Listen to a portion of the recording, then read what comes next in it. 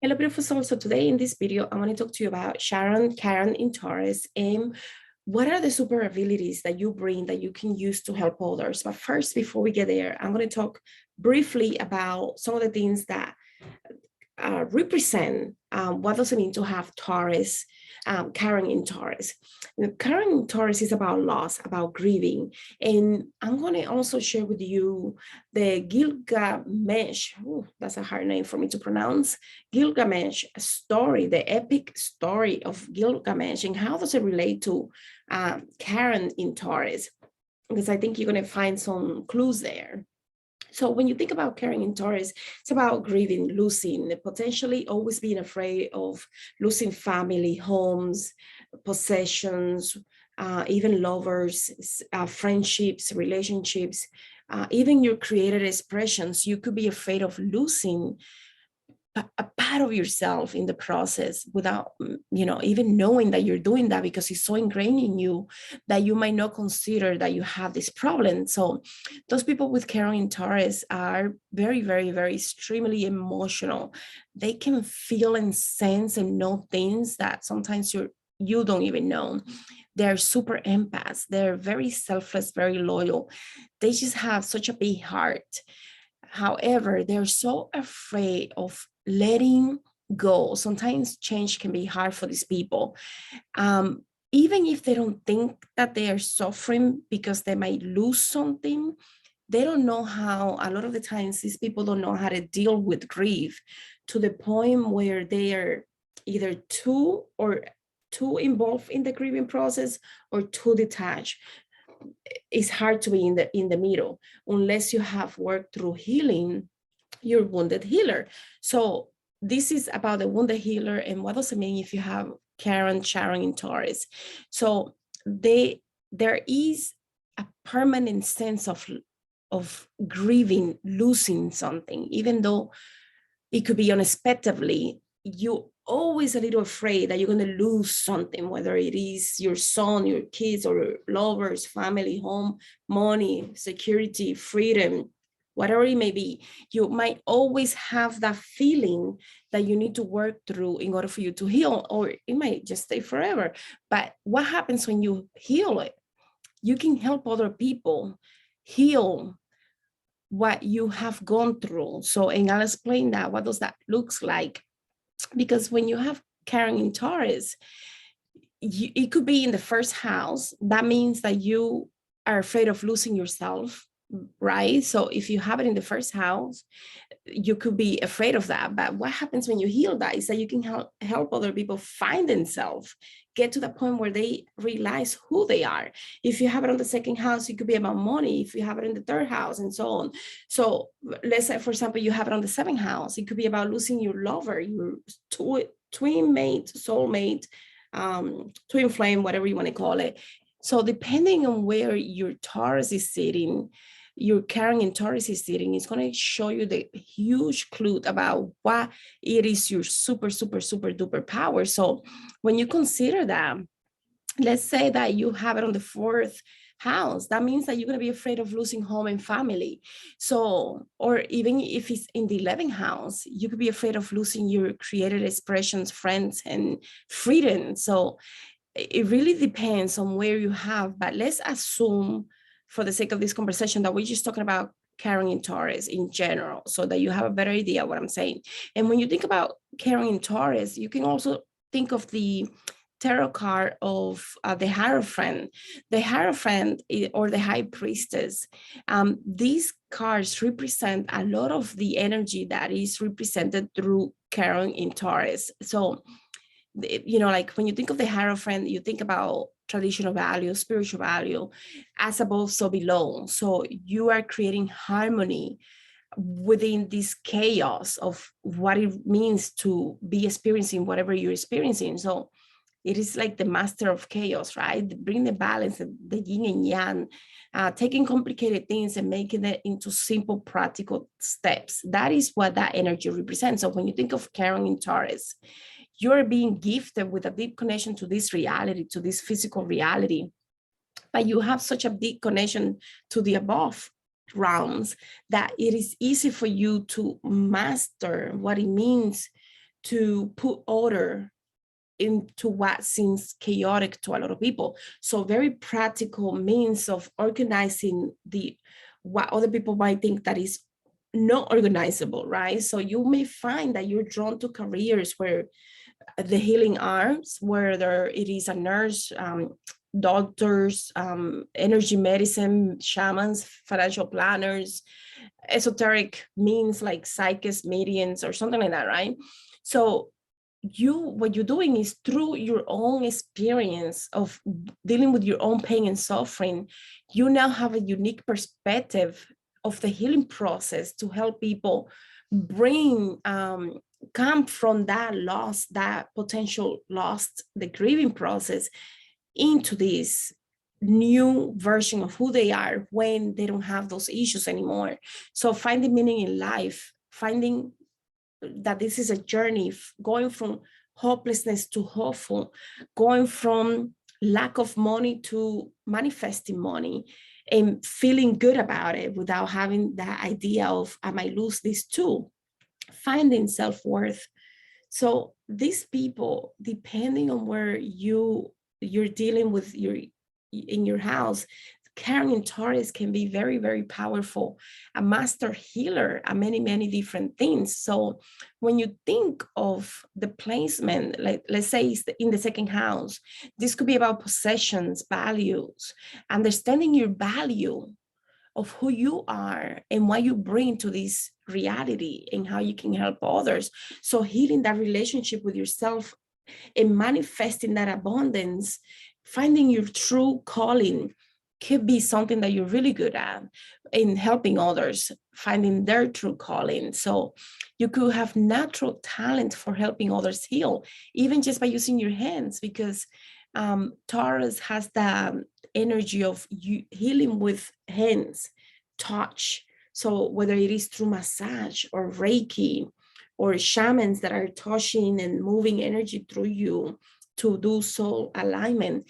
So healing with your hands, sometimes you might be talking to somebody and the way that you're moving your hands, you might be moving energy through them and they might not even know it. So really beautiful gift if you have your Chiron in Taurus, no matter which house you have it on, because even if you have it in the 8th house, it can also be related to shamanism, energy medicine, and so on, because the energy of Taurus is bringing energy of above to here, to this reality, so that you can make things right and make them stable and make them safe, make them feel like they belong. So it really is a beautiful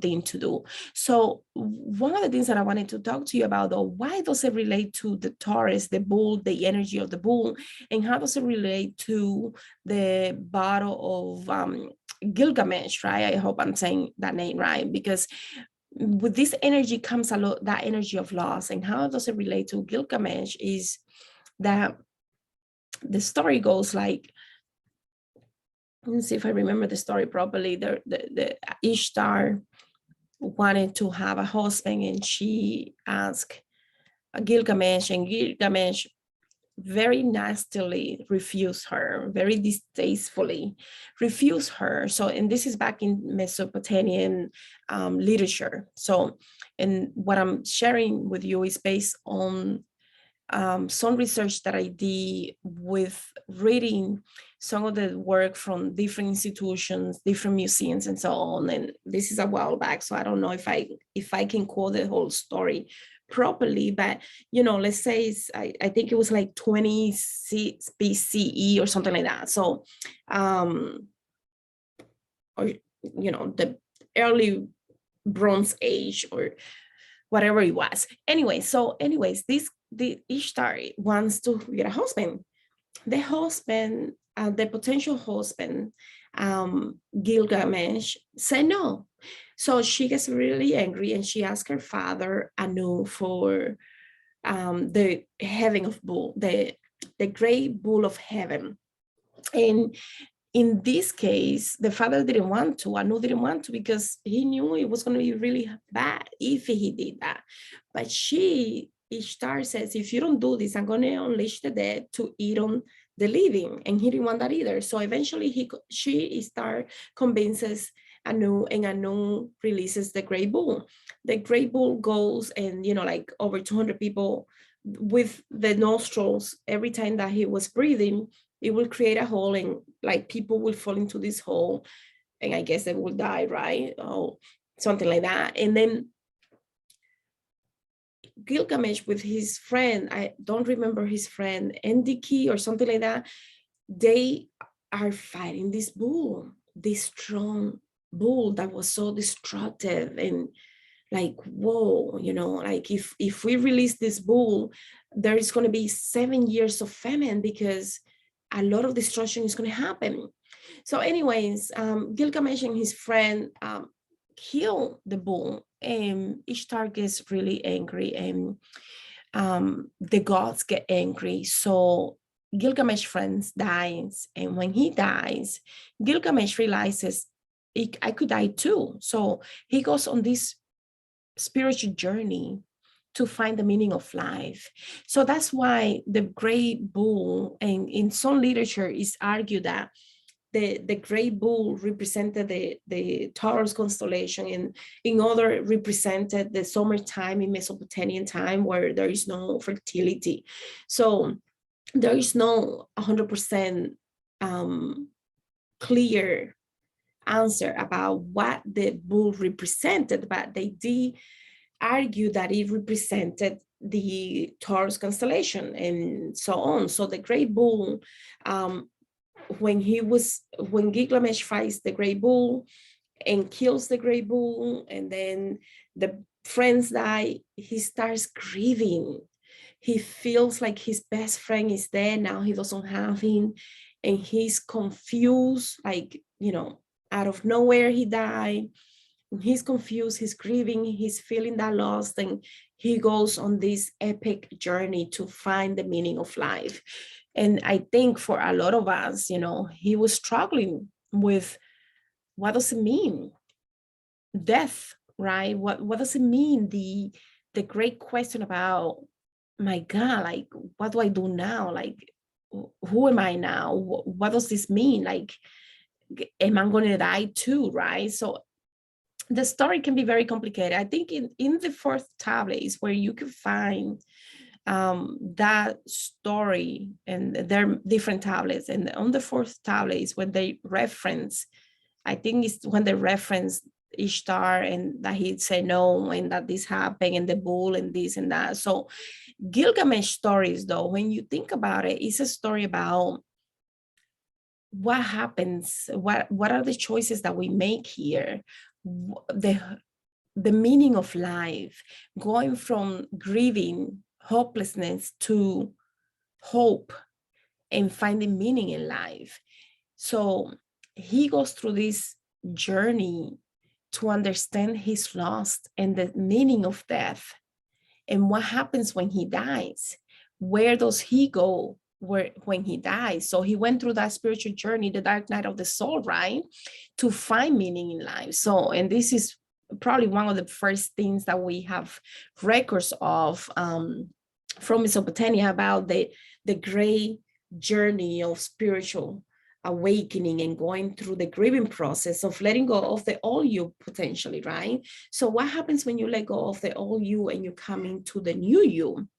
And what was that process of destruction, the chaos and all of that? The bull that they talk about, could it be the representation of letting go of the old you, and that destruction that comes when you're going through the dark night of the soul? Is my opinion, but who am I, right? So you're finding that strength, that change within you. You're becoming someone new, and I think that's what the bull represents, in my opinion. So when you think about the great bull of heaven and that destruction and going through the loss and the grieving, and I think it's just all representation, symbolism to represent going through the dark night, coming to the other end, and understanding immortality, that we are immortal beings, right? And that this is just spirit having an experience. So anyways, when you think about Chiron in Taurus, that is the great journey of these people, that they are realizing that what they think they could lose at any point is never lost. It's there.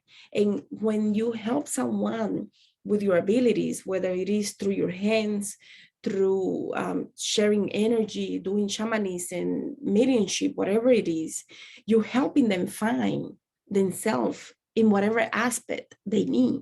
So it is really up to you, because you have so much power within you, that you're the one that decides, this is how I'm going to show up in this reality, and this is what I'm going to offer, because I did this and I understand that pain and suffering so deeply. Now I can help others do the same. So I think I'm going to leave it here, because it was a pretty long video compared to what I wanted to be. And I'll see you guys on the next one. Thank you so much for being here. Thank you.